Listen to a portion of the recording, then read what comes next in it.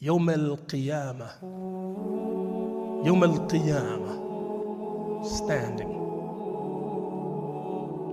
I want you to see people being resurrected naked.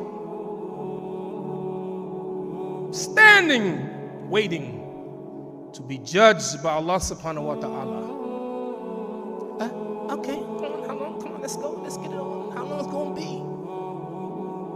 How long this standing going to be? 50,000 years. I want you to think now, as you're standing there waiting for your Lord, you ain't sitting on no chair. You're standing in the heat and you're sweating. You're standing in line, not a day, not a week, not a month, not even 100 years. 50,000 years.